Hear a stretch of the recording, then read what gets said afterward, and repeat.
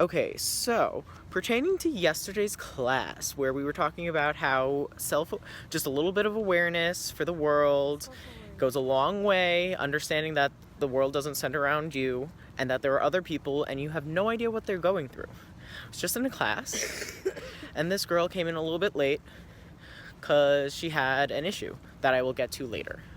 The teacher got really annoyed, called her out in front of everybody, being like, hello, like, go, move it, like, get faster, like, we're doing stuff, like, come on. Uncalled for. It turns out she had a family emergency.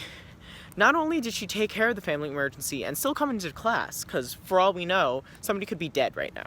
We don't know. She had a family emergency. But the teacher, rather than taking back, being aware of the situation for just a quick second, you don't know what she's going through. It's a class. It's one day. She's always on time. Just take a minute, step back, think a little. Okay, so, new day, new chance to be in control of your emotions. My teacher destroyed my wood project. It was devastating, I was miserable, I was angry.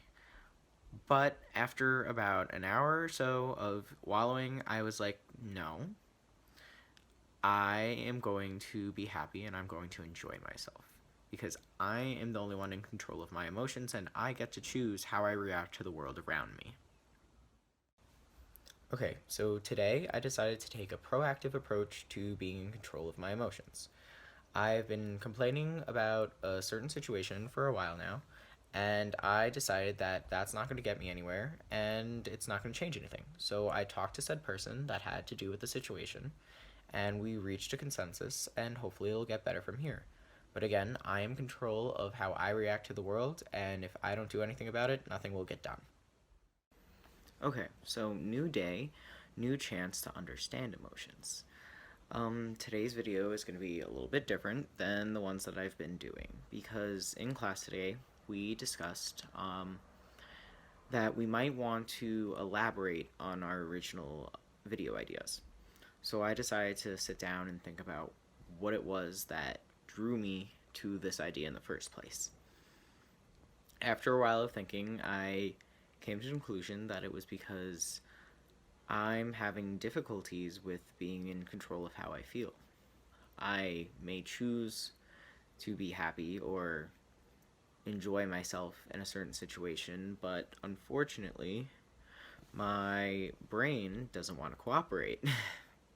I've gone to the psychological counseling center because I've had a few breakdowns, thoughts that weren't exactly something that I'm proud of, and we've come to the conclusion that I have depression and that I probably will need medication. This is a lot harder to talk about. It's really scary, and most people look at it as something taboo. Mental health and just thoughts in general that aren't exactly favorable are normally looked down upon, and sometimes people are just like depression, anxiety, all these things, they don't even really exist, that it's just you being dramatic or something.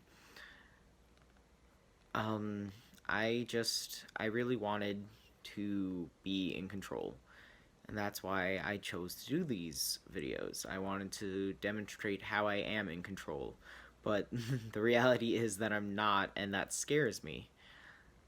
Just because I can make decisions in the moment and just because I want things to be a certain way doesn't mean I'm always going to be able to do that. I really, really.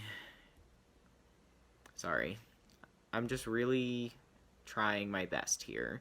And I feel like it shouldn't be such a terrible thing to talk about, something that people should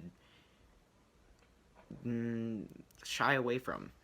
People just, they need to understand that sometimes your emotions will fight you and you really don't have a choice in the matter.